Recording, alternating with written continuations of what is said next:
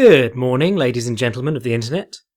It's your boy, the Bard of the Guard, and the Boss Skags of Arm Drags, and now published author, Jack Slack. It's been a little while since we last caught up, whatever is appropriate there. Grammar never my strong suit, to be honest. I believe the last time we caught up was in the middle of the March Honbasho. It is now April, so it's been a few days. But if you didn't watch that after I poured my heart out about it, it was fucking intense. Kiseno Sato was on the way to winning the whole thing, with Tarrano Fuji sort of yapping at his heels. Haruma Fuji comes out against Kiseno Sato, blasts him right out of the dojo, and onto his shoulder. I don't understand why they have the massive drop between the edge of the ring and the ground on the outside, because so many dudes get hurt falling on it. There was one where some guy's head bounced off the edge of it this year. But anyway, Kiseno Sato, the loss didn't look like it hurt that bad. He was just overwhelmed really quickly by a much smaller guy, because Haruma Fuji is a beast. But Haruma Fuji just shoved him out, and he fell right on his shoulder, 400 pounds of Kiseno Sato, and immediately it was apparent that something was wrong. So he said he'd compete the next day. Everyone was, waiting with bated breath. Said he'd compete the next day, and immediately pushed out with no difficulty, clutching his own shoulder. Meanwhile, Tarrano Fuji was matched on the penultimate day with Katashi Giku. Giku, everyone loves Giku. Little round ball of a Rikishi. He needed the last 2 wins, or the last 2 days of the Basho, he needed to get wins to be promoted to Ozeki again. He's a fan favourite because he was the first Japanese wrestler to win a major tournament in about a decade before Kiseno Sato did it in January. But he struggles to keep the wins, to stay in the win column, and he's getting older now, so it was assumed that if he didn't get this promotion, he might retire. And Tarrano Fuji comes out against him. Tarrano Fuji is a man mountain. He's 6'3", 400 pounds, and during this Honbasho, he literally lifted and carried another grown wrestler out of the ring. It got some oohs and ahs. It's very impressive to watch him wrestle. And he's always been trouble for Katashi Giku. They wrestled a few times before, and as soon as Katashi Giku runs in, because Katashi Giku only knows one way to wrestle. He gets the underhooks, he does the belly bounce, and he pushes them right towards the edge of the circle.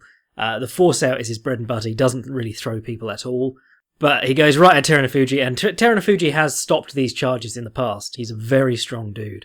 But this time he sidestepped him right at the charge. Which is called a henka, and it's looked upon as very cheap sumo, because obviously you agree to do the charge at the start. If neither guy charges, then the match doesn't start. So he dodges right at the tachiai, slaps Katashi Giku past him and down.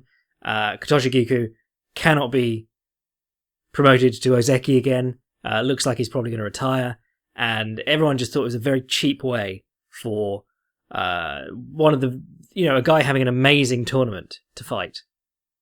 So final day, Kiseno Sato, I believe he was 12-1 he was 12-2 with a busted up shoulder, and Tarrano Fuji was 13-1, and they met on the last day, and if Kiseno Sato won, he could pull it back to have a playoff match. So straight off the bat, Tarrano Fuji charges at him, Kiseno Sato henkas him, moves out of the way, but Tarrano Fuji stays with him.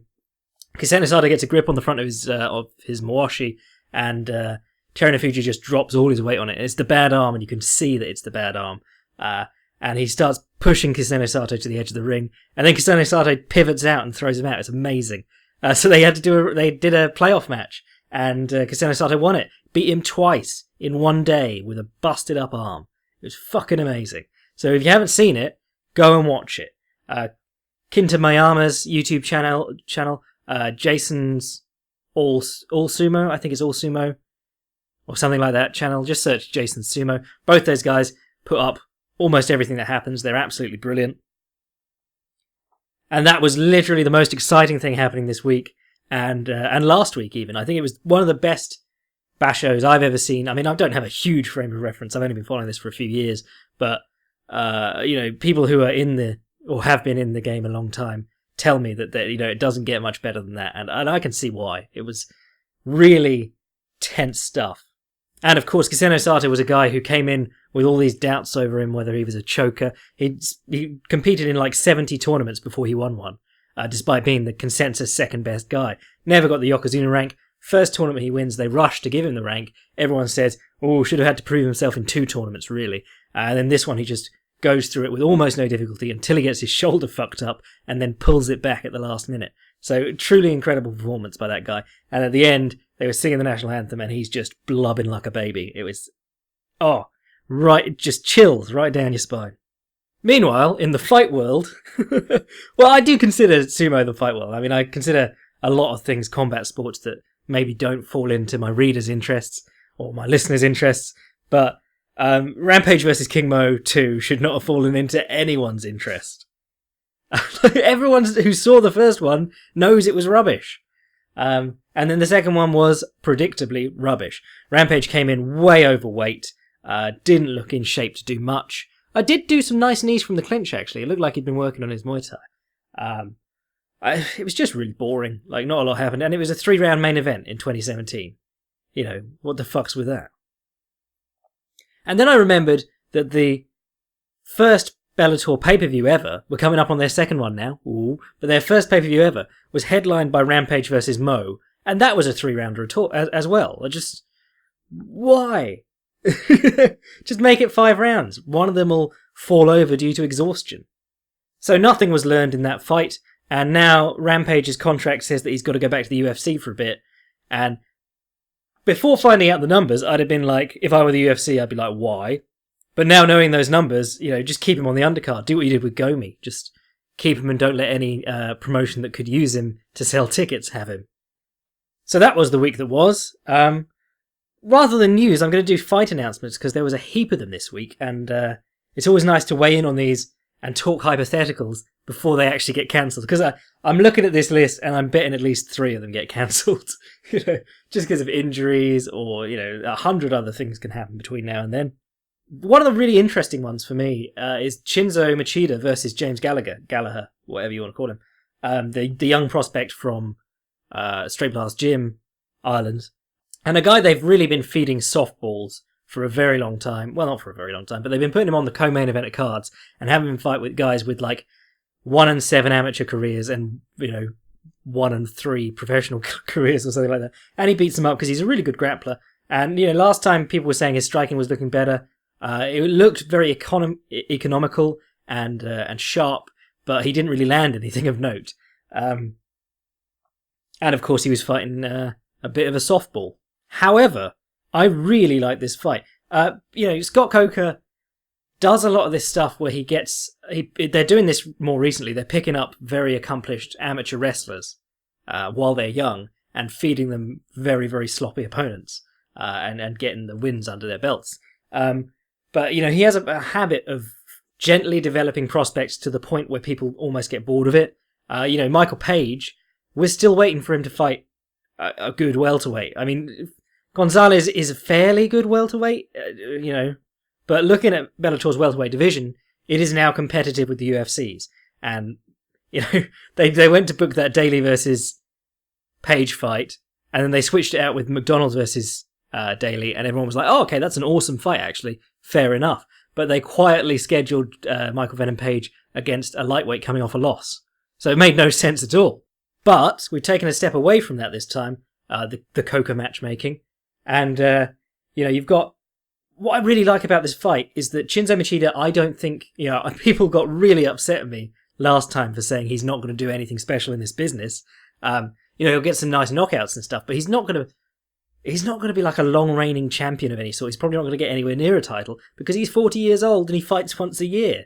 And I said that last time when people were getting upset. They were like, you don't know. I was like, well, okay, if he does win a title at 45, that will be incredible. But very unlikely in such a stacked division. But he is great for some entertaining knockouts. He's still got a lot of work to do on his grappling, which is probably not going to happen before he has to retire.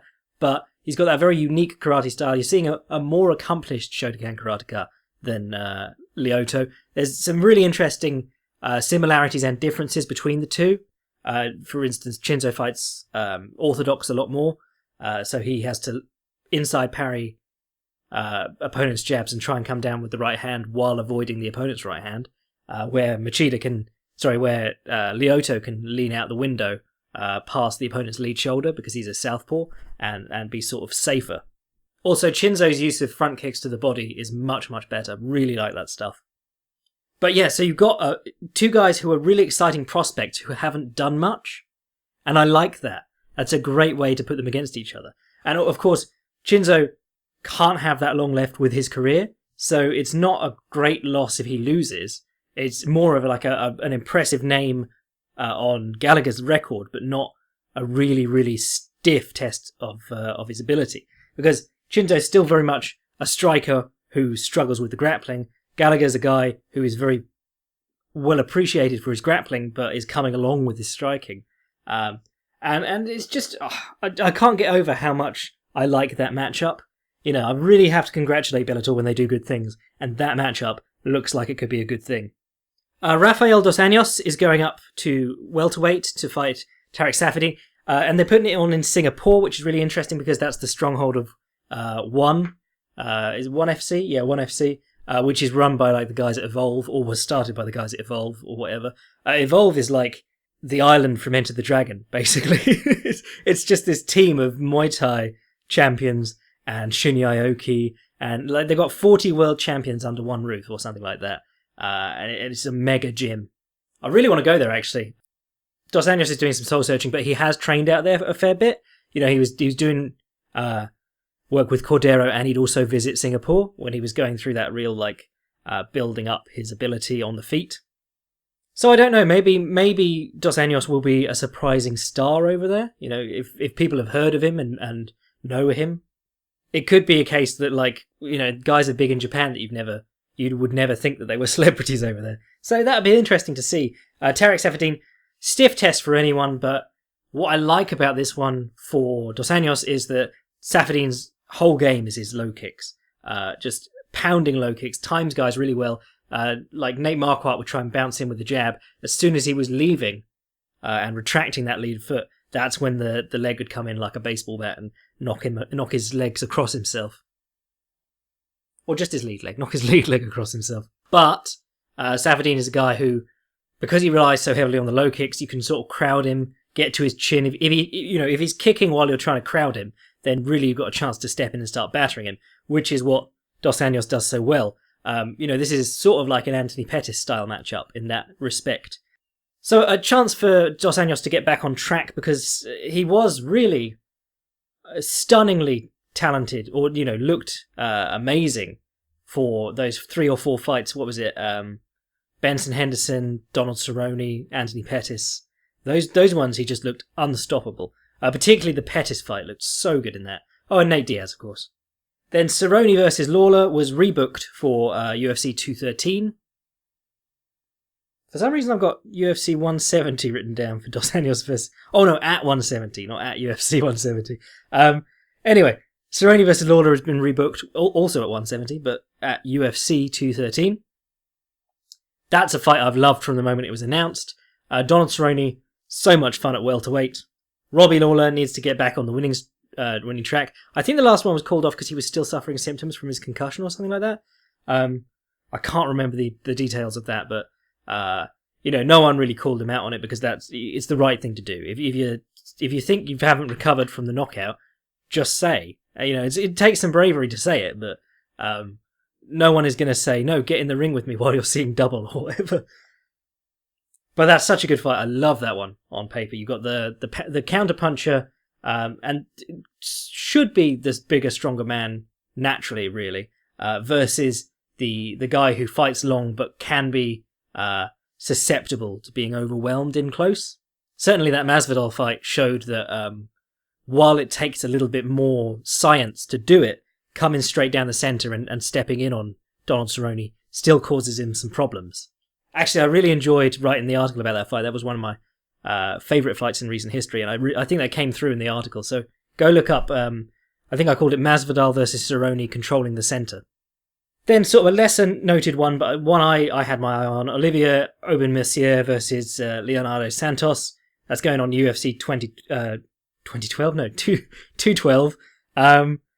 Yeah, I like that one. Leonardo Santos has looked a lot better to my eye on the feet. And Aubin Mercier has been working on that TriStar jab. You know, like, I didn't know where he's training, and I caught his last fight, and as soon as the first few jabs went in, I went, is this lad with TriStar? As soon as he goes back to his corner, there's for us. So it really is a calling card of that gym. They know how to put the jab on people. And of course, the guy is a grappler first and foremost, which is even more impressive. Then Jose Aldo versus Max Holloway this morning was announced for UFC 212. A little bit confused by that. I thought it was already understood that that was what was going on. Maybe I missed something. Maybe they moved it.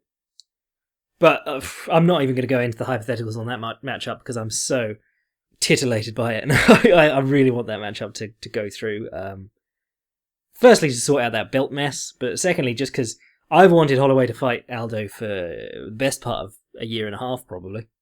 And then in the news, on the subject of hypothetical fights, Tony Ferguson said he wants to fight Nate Diaz. And that, if you are promoting from the UFC's point of view, putting aside all the Conor versus Mayweather stuff, that is a perfect fight. If people don't know Tony Ferguson, the people who know Diaz beat Conor McGregor and had a close fight with Conor McGregor in the rematch, Ferguson beats him, that sets up your Ferguson-McGregor fight. Everyone's going to be into that. Especially if Ferguson beats him quicker, or finishes him. Nate Diaz wins, you can justifiably do the McGregor versus Diaz 3. People are saying that Nate Diaz would be a fool to accept that fight. Not really. I mean, if you offer him enough money... This is the thing that annoys me about the UFC. It seems like recently they've been moving towards this short-sighted business model. Like, if Mayweather versus McGregor goes through, that would be like the epitome of this change in philosophy. Because that is a one-time cash grab. That losing to Floyd Mayweather in a boxing match, which is the most likely outcome. I'm not ever going to say that Conor McGregor couldn't hit Floyd Mayweather with a punch and knock him out or something like that. But looking at that objectively, 95% of the outcomes are Floyd Mayweather winning, and most of them make Conor McGregor look very bad. So it's damaging to your star. So it would be a one-time cash grab, and then Conor McGregor's star would lose some of its power. And hell, he'd have earned enough money that he wouldn't even have to come back. So they're giving their biggest star away, basically, for this one chance at X $100 million. Which sounds like a lot of money, but when you note how much the UFC should be making each year, especially when the interest on the loan is $100 million or whatever a year, not going to touch the sides of what they paid for the company. There isn't a single fight worth $4 billion, or even, $2 billion. Anyway, so this should make the UFC's decision easy, or at least the next lightweight fight. You don't have to wait for Khabib to get healthy, you don't have to risk him pulling out again, you don't have to risk anything really. Nate Diaz very rarely pulls out fights. Just make the Tony Ferguson Nate Diaz matchup, offer them tons of money so that they don't refuse. And then, if Diaz loses, you don't have to pay him that money again. He's been dented as a brand. If Diaz wins, he's worth that money because you're going to make X million from McGregor versus Diaz 3 now that people think that it's probably worth it. Anyway, enough about that. Jack Slack's business school. Not going to bother recapping Bellator because it was meh. The only thing you really need to know is that Sergey Haratonov took on a guy called Chase Gormley. And at the start, they did the list on the screen, the graphic. Listed all Sergey's notable wins, split decision over Fabricio Verdum, knockout over Andrei Arlovsky, knockout over Alistair Overeem, and then Chase Gormley had one thing come up that said 3 knockouts in first round. It's just like, okay, well that sums up what you're doing with Sergey there. And this is what Sergey's been doing for years, just fighting nobodies and getting knockouts, except in his last one where he fought nobody and got knocked out. It was interesting to see Sergey again, he's trying to jab more, but every time he jabs he drops his right hand and eats a counter jab in the face. And that's how Big Nog jabbed him up a decade ago. Actually, it's probably closer to 15 years. But the uppercut knockout, Sergey's right hand is always going to be money. Go watch the knockout alone, because that's brilliant. I just can't get over the fact that Sergey was at one point training with an Olympic boxing team to try and join the team and represent them. But his boxing is not good. A lot of the fundamentals seem very off, I mean, he's got that incredible right hand, and he is jabbing more, and he's always done well working the body to get the guy to drop his hands. And he's a decent counterpuncher, but he's so hittable, and he's so plodding, and he drops his right hand every time he throws his left. You know, I mean, I think maybe we're at the point finally where people can stop calling him the dark horse of the heavyweight division. His grappling has not been there for a long time. He never really learned to check the kicks even... Well, actually, in his last few kickboxing fights, he was looking better in that regard. And, you know, his boxing has always been very one-note.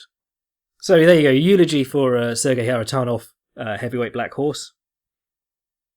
And let's do some questions. Hey there, Jack. Got a silly question for you. What do you think about the change in the MMA game if... What do you think would change in the MMA game if cage grabbing were illegal? Would wrestling in open space get better / more popular? How would clinching against the cage change, if at all? Keep up the good work. The podcast frequently makes my long drives more tolerable. From Isaac. Regarding using the cage to avoid takedowns and get up, I always feel very uncomfortable when I see a cage grab because I immediately think of degloving. Maybe that's one of my irrational fears, but especially since that, ring avulsion happened to Jimmy Fallon. I'm just terrified of anything like that where your finger gets caught and it just takes all the skin off or even the muscle. I think there would be a lot more finger injuries if we allowed grabbing the cage, just for a start. But a nice example of using the cage to completely change position and get back up when it was legal, Don Fry against Mark Coleman. Coleman outweighed him by like 30 pounds and took him down easy. Coleman shot on him, and I think Fry sprawled on him, and Coleman just hit a sucker drag like it was nothing. Just threw him straight past him, went to his back. And so Coleman was on top of him for however many minutes. And Fry reached up, grabbed the fence, and heaved himself up. But he couldn't do it again, like when he was taken down almost immediately afterwards. I mean, if you think about it that way, it's like doing a pull-up or a chin-up, we call them over here, with the weight of someone else trying to hold you down. So it's a real hard thing to do, pull yourself off the floor. Really where it would make more of a difference is in preventing takedowns. You know, the Jose Aldo two-fisted fence grab when someone tries to drag you to the mat. To be fair, Aldo and McGregor were both serial fence grabbers. What was the fight? I wrote a whole fucking book about him and I can't remember the fight. Whichever fight, Mark Goddard was cornering one of McGregor's opponents, and McGregor starts falling backwards, getting taken down, grabs the fence and pivots around, pulling on the fence to land in mount. And Mark Goddard's just screaming at this useless referee who does nothing. He just goes, "Don't do that," and lets them resume from the mount. Which may have played into Mark Goddard being the only guy who really punishes fence grabs in MMA. Which I love about him. Doesn't put up for any of that shit. But I think that's a really interesting point. That's what pushed this question over from being like a standard question, what would be different if fence grabs were legal, to a more interesting question where it says, would wrestling in space have to get better? Nice example of guys who don't deal with the fence is the Dagestanis, and Woodley to an extent. You know, what I jokingly call the Dagestani backstep, putting your back to the fence so that you're at a disadvantage striking, but when your man does step in and you shoot on his hips, you're trying to complete that takedown into, 20 feet of space before you're anywhere near the opposite cage wall? Whereas backing someone onto the fence, cutting the ring on them, and ducking in on their hips when you get the chance, that's the best way to get close enough to them to get the takedown, but as soon as you shoot in, they are on the fence. So I think you'd see a lot more guys trying to hit takedowns on the counter. It might even force wrestlers to improve their stand-up because they'd have to try and draw people out. Throw some leg kicks or some punches and then duck under the return. And to be honest, that might be like the next sort of direction that wrestling in MMA moves. It's going through stages, and things, when we say things go through stages, it's not like everyone's doing this, everyone's doing that. But at the moment, it's more popular to hit sort of trip takedowns off the fence than it is to shoot in on someone and take them down. Because you're going to struggle shooting in on someone out in space without like a clever setup in the modern era. But I think in the future, you'll see guys boxing into their takedowns better. If you watch someone like TJ Dillashaw, he'll box himself into dominant foot position and then just drop on the leg that he's got trapped behind his lead leg. The ones against Lineker were absolutely fantastic. The other thing that grabbing the fence does is that it allows the man who's pushing against the fence, as in, pushing against the fence with the opponent between him and the fence, to hold himself in position. And that could make for some more boring contests, or it could mean there was a very brief period where the referees were saying you can rest your arm on top of the fence, but you can't grab the fence. So if you watch Daniel Cormier versus Frank Mir, he gets an underhook on Frank Mir along the fence, jacks it all the way up, puts his arm on top of the fence, resting it there, actually grabbing the top of the fence basically, and just keeps that arm up in the air while he's kneeing the rib cage on that side. If you were allowed to grab the fence, you could pin someone in position holding underhooks and just really start jumping into knees. You'd see a lot more, like guys knee the bag, Thai style, the lovely curving knees that disappear once you're actually in a clinch with a guy. Much more of a feasible possibility if you're holding, pinning him in place with these two grips. Anyway, cheers for that question, Isaac. Hello, Mr. Slack, love your podcast. I watched the fight McGregor versus Diaz with the audio from McGregor's corner, and they often told him, head off the centre line. I think I know what it means, but isn't it something every fighter does, or do they forget to do it? Or is it harder to punch when your head is offline? Or does the opponent swing to where you move your head? Thanks, Peter. Everyone should be any decent boxer. And Nate Diaz trains with a lot of decent boxers and does a lot of work on that sort of stuff. But anyone who is used to throwing their hands goes to where they think the opponent's going to be, rather than just punching for where their head should be in a normal stance. And then if they move it offline, then they won't get it. Yeah, I did several listens through of both corners' audio for the Diaz-McGregor fight, because the rematch chapter in Notorious, out today, or yesterday, or whenever you hear this, the rematch chapter is really in-depth. I think it's some of the best work I've ever done. But I wanted to get both corners' sides of it, and the Diaz corner, characteristically hilarious. The McGregor corner, constantly calling for the low kicks. They wanted him to low kick and circle out. And you'll hear Owen Roddy saying things like, stay on your job, Connor, because he desperately wanted him to stick to the low kicks and moving. And they wanted him to abandon the left hand and just look for the jab for, I think it was the third round. But mainly what head offline seemed to mean is when you kick, make sure you're laying down with it, get your head offline. I think it's in the second round. It's the very first push towards the fence where Diaz comes back and starts putting it on McGregor. He's walking him down with his arms up, the old bull guard, just taking the blows on the forearms. And McGregor kicks, and Diaz steps in on him and clips him clean, sends him stumbling back into the fence. And that's the thing about kicking, especially if you're on the back foot. You have to be really careful because the straight right counter is always there. If you watch a Fedor seminar, or if you watch Fedor or Igor Vovchanchin's careers, they talk about dealing with low kicks, and Fedor, I can't remember which seminar it is, but he's like, there's 3 ways to deal with this. I can move my leg out of the way, I can pick my leg up, or I can do this, and he has the guy kick, and he opens his hand and just slams it into the guy's shoulder with the right straight. It's like, and that's the one that works best. Getting your head offline while kicking is really important, and kicking was a big part of McGregor's game plan in that fight. And he was getting caught by kicking while Diaz was walking him down with his hands up. So I would guess that was probably what they meant. It seemed to be within the context of the fight. That is actually a really interesting fight to listen to the Cormier audio. I didn't used to do that very much, and now I'm well into it because of that fight. The Diaz corner is hilarious, though. Richard Perez, who's the boxing coach, is just going, fuck him up, over and over again. And Gilbert Melendez, anytime Nate Diaz does anything that even slightly works, he goes, I like that, I like that, I like that. And he just keeps repeating that. It was interesting because Diaz's corner were like cheerleaders, and McGregor's corner were guys who were like desperately begging him not to do things. They were like, please stop punching with him. Get back on your job, Connor. Keep moving.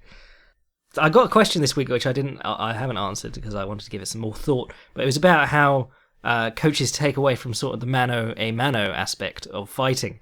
And, those are 2 of the best fighters in the world, but their coaches are begging them to do stuff, and it takes a long time before they adapt and do it, and often they forget and do other stuff. Mano a mano It makes people do stupid things, which are objectively stupid from the outside for the coach. But in the heat of the fight, they forget. Which is why you need someone in your corner or ear just shouting at you constantly. Remember the things we trained for. Stop doing dumb stuff. Stop letting him have a chance to hit you. Anyway, cheers, Peter. Great question. Right, we've got a lot of stuff going on this weekend. Well, we've got one thing going on this weekend. Oh, I lie. Bellator are putting on Carvalho versus Melvin Manhoef 2. Why? Fucking why? The first fight was so bad. But then the Rampage fight was bad the first time, and people watched that. I don't know. I think they desperately want Melvin Manhoef to be their middleweight champion so that they can actually sell some tickets with him. Because God knows, nobody cares about Carvalho. I like Carvalho, but nobody even knows who he is in like the larger MMA world even, let alone the casual fan base. But on the UFC, we have UFC 210. I looked at this card originally and I was like, meh, it's one of the bad ones. Now I'm looking at it again and going, actually, quite like this. Headlined by Rumble Johnson versus Daniel Cormier, obviously. I wrote a huge piece over at Fightland about this called The Tactical Guide to Johnson versus Cormier 2. It's about 3,000 words. In fact, I put it up. The last third of it got chopped off and people were still like, wow, long article, Jack. And I was like, oh shit, half of it's missing. So if you read it early, go back and read it again. And it's a director's cut. I've taken out all the guns and replaced them with walkie-talkies. Like a twat would do. At any rate, that article is going to give a much better look at the fight than I can now. But I'll go through my basic thoughts. I thought, well, obviously Rumble Johnson threw away the fight the first time around by going over aggressive. There were 3 or 4 occasions where he swung wild at Cormier and conceded easy clinches or takedowns. A missed overhand, a caught kick, and in the last round he flurried on Cormier and actually fell over on his last punch. Dude throws really, really hard, and I think that's something that I spoke about this in the article, but it takes a bit of bravery for a massive puncher to move away from throwing their full weight into all their punches. Johnson is a competent technical striker. That's how he picks up the knockouts. He's got this huge power, but he's also good at finding the openings for it. The problem is that he throws all his weight into everything, and that will tire you out, and it will also give guys opportunities to stick to you. And if it's a guy like Daniel Cormier, who, one, can take a shot really well, as we found out, and 2, is an Olympic caliber wrestler and can grind on you all day, that's going to be a real problem. I think what is needed is a change of philosophy in Anthony Johnson, where he says, okay, I'm going to kickbox Daniel Cormier for 5 rounds. I'm going to make him come to me. I'm going to counter him. If he falls down, that's amazing.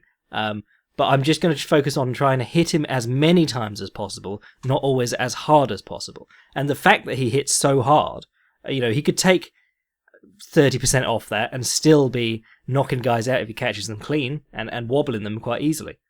Look at Alexander Gustafsson, not a very hard hitter typically, but has knocked out plenty of guys just by putting the hands on them over and over and over again. One of them will catch him off guard.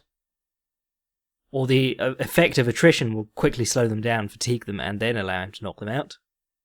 I think the best... Everyone wants to see Rumble throwing dem bungalows, which, fair enough, that's his appeal, but I think the best Rumble for this fight would be the Rumble from the Phil Davis fight. And that was partly on Davis. Davis was terrified to step into hitting range, and shooting these long shots and couldn't stick to Johnson. And Johnson was walking him down and making Davis come to him, but he was being very, very cautious while he did it. There was no knockout, but it was a brilliant performance against a guy with a really high caliber wrestling pedigree. I think against Daniel Cormier, I would love to see that, because Johnson is strong enough and decent enough at wrestling that he can fight off the takedowns from most people. I mean, you saw the first few takedown attempts that Daniel Cormier attempts on him. Basically, Rumble no-sells them. He's like standing rigid and going and not letting him move him. But what DC did was just ride on him, hang on him, sag on him, keep changing grips. At one point, Johnson starts stepping his knee up near his head and Cormier immediately threatens to cradle him. You're not going to submit or hurt anyone in a cradle, but you will tire them out. It sucks to get caught in a cradle. So he's just doing this thing like he had a seatbelt grip for most of the first round, just sagging on him, falling on him, making him carry his weight. And where you watch Johnson against like Bader or Davis or anyone like that, he can stuff a shot. He can stuff a shot as well as anyone, but it's a very handsy way of doing it. He is a forward-moving fighter who uses his presence. And guys who... You don't see the anti-wrestlers doing that. Typically, the guys who do the striking are counter-strikers, and they use their footwork to deny attempts at the takedowns. They put enough space between them and their opponent where it is just shooting in open space, and it's not going to be very effective. It's going to be easy to sprawl on or run away from.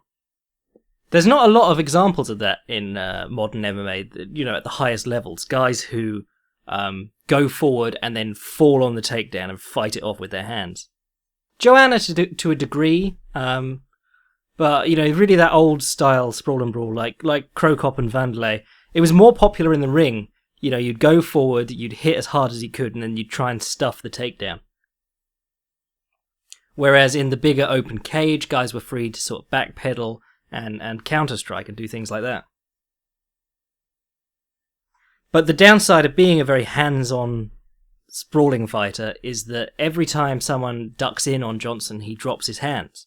And I would love to see DC going in for takedowns, picking up legs, and coming up with left hooks and overhands. Those are the ones that he's going to be able to catch Johnson clean with. From Johnson's point of view, the kicks, he always does that step-up left high kick, and it's so predictable, but sometimes it still lands. But he did a really nice one coming off the fence. Like, he pushed DC off him, and he immediately threw this left leg up, and it was on DC's shoulder. Didn't quite knock him across the head, but that's the sort of thing that Sergio Pettis does. That's a flyweight move. That's kicks on the brakes of clinches, and he just did it, and it was really surprising. But again, really labour-intensive move if you're a 200 and what is he on Fight Night, like 220 pounds, 230 pounds. What he did do really well was when he switched to southpaw, he was able to get off kicks to Cormier's body. He went overboard with it, and on the fourth in a row, they were in a wild brawl. On the fourth in a row, DC finally caught it.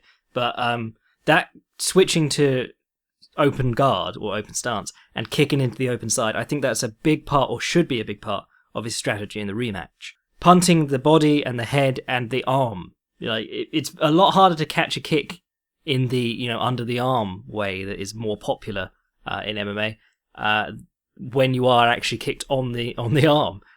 You have to go scoop across and do the old style classical tie catch, which a lot of guys don't really seem to do in MMA.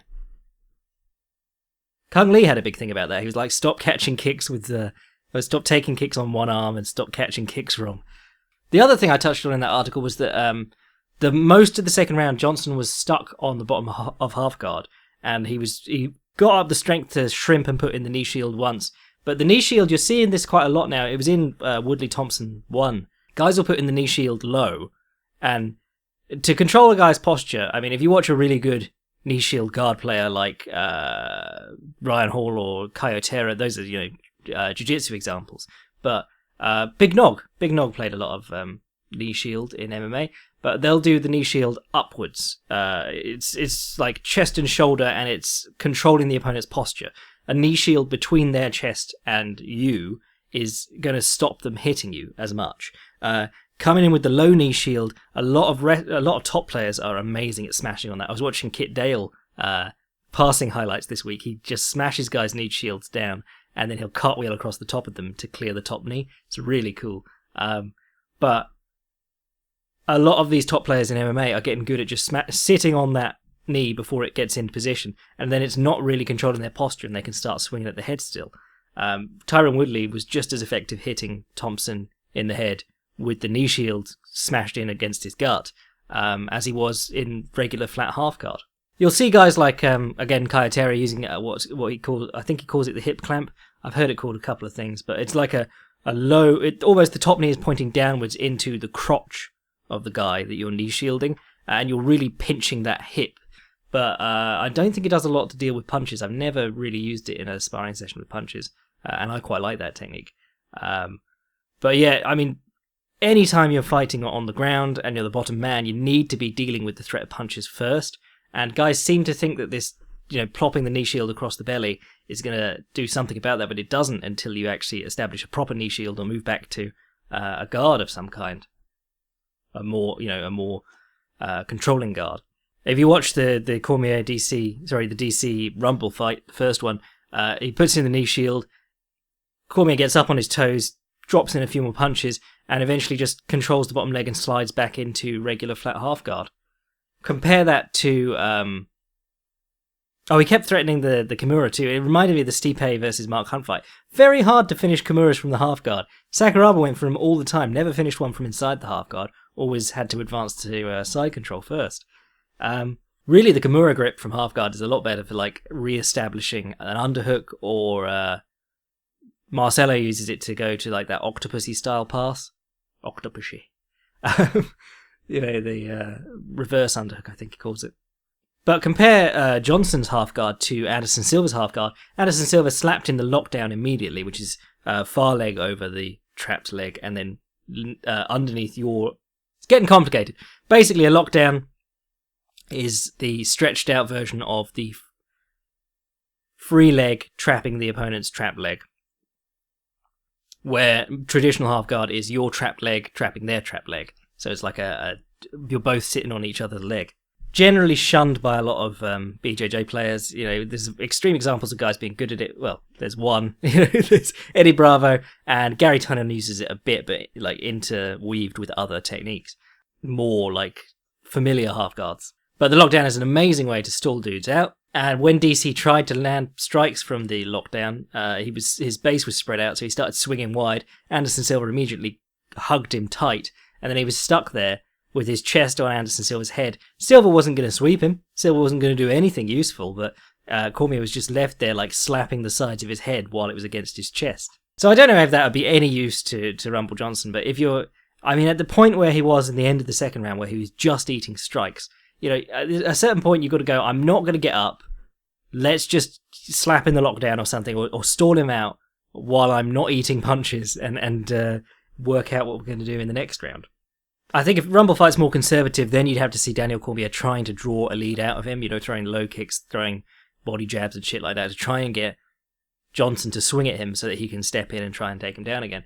It'll be interesting. If Johnson comes in with the same game plan, he might knock Daniel Cormier out. Cormier's getting older and he was knocked down in his the second last fight. But I think if he comes in with a different game plan, you're going to have to see a different Daniel Cormier. I think the most important thing for Johnson is to make Cormier come to him, make Cormier close the distance, and work to hit him when he does, as opposed to going to Cormier and then Cormier steps in while he's stepping in, and then you're on top of each other. And then the body kicks, of course. I was saying back in the day when Josh Barnett and Frank Mir both kicked Cormier in the body, and he leapt backwards like in agony. It's very clear that he doesn't like getting hit in the body, and then John Jones did it tons. Alexander Gustafsson did it a little bit, and then just that one kick from Anderson Silva had him winded. The guy does not like being hit in the body, and Johnson should be using that. Anyway, great fight. Really looking forward to that. Go read the article. I just blundered through sort of my basic thoughts there, but I expanded on them a little bit in the article. Co-main is Weidman versus Mousasi. Is this Weidman's first opponent in like half a decade that's not a southpaw? I don't think anyone's fought like a higher percentage of their opponents as southpaws. And Mousasi is finally coming into his own. His career path has been like everything he does vastly better than most people, and like just a little bit worse than the best of the best in his division, like the grappling. And then he meets Jacare and gets grappled, and his striking, like Machida put on a clinic against him on the feet. But he does everything so well, and then he'll do great, and then he'll finally fall down. And it's just been like this peaks and troughs thing with Mousasi the entire time. He seems like a guy it reminds me of Sergei Haratano, where everyone's telling you how great this guy is, and he's just not living up to it. And he's finally started to do it. But again, Vitor Belfort is an old man. Uriah Hall is, middling guy at best. So this is like, as much as people want to shit on Chris Weidman, I think he didn't benefit in any way from beating Anderson Silva twice. But, this is probably the toughest opponent that Musasi's fought in a while. And if he wins, that would easily be the best name on his record. Weidman has just lost by crushing defeat in 2 fights that were competitive until he lost. And before that, he fought, deflated Vitor Belfort and an old Machida. To be fair, Machida was looking absolutely startling in that fight and up to that point too. So people shit on that, but he was looking great up till then. And Anderson Silva sort of like at the start of his decline. But do you know who else finished sort of washed up Anderson Silva? No one. Like, Weidman's still the only person to finish him, and he did it twice. Once, if you don't want to count the second one, but he was beating him up all through that fight and dropped him. So I'm really looking forward to that fight. I think it could be, I want to see what Musasi's got on the ground for Weidman, because, King Mo lamed Musasi out in his guard. Musasi is a little bit too comfortable in his guard, which was fine in the days when he could upkick people in the face like Jacare, but... he spends too long there. There doesn't seem to be an urgency to get up. And that's one of the criticisms that you could level at Musasi. There rarely seems to be any urgency to his fights. He seems like, ho-hum, here I am. And if he falls down, he falls down. If I submit him, I submit him. But I'm just going to do my thing. Anyway, Will Brooks versus Charles Oliveira is the one that I've got my eye on. Oliveira, really mixed record in recent years, but a top flight lightweight by any means, and featherweight. His fight with Anthony Pettis was a bizarre one. He kept taking Pettis' back and then losing the back.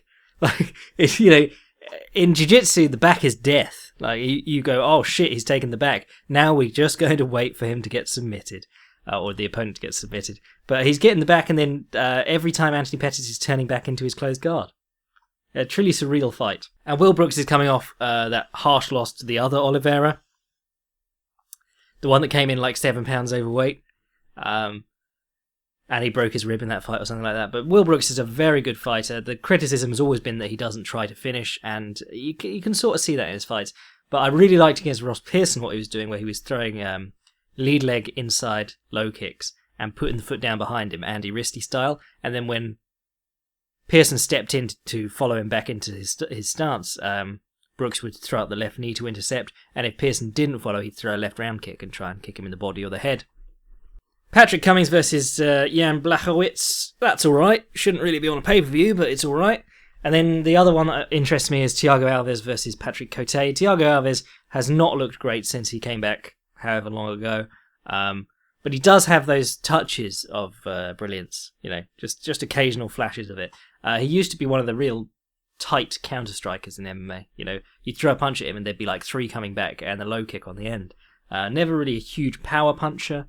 Powerful low kicker. And Patrick Cote, of course, the chin of stone, until Donald Cerrone knocked him out. So that one should be fun too.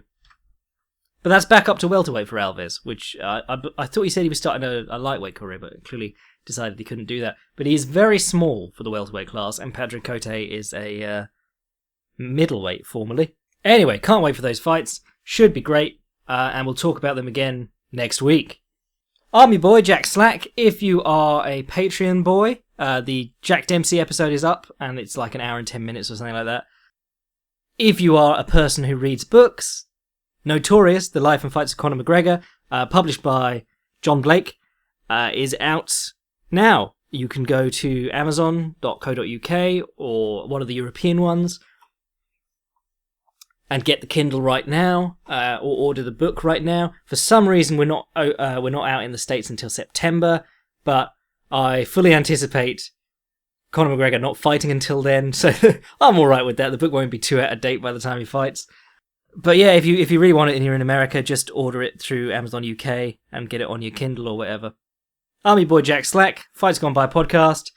Catch you next week. Conor bless.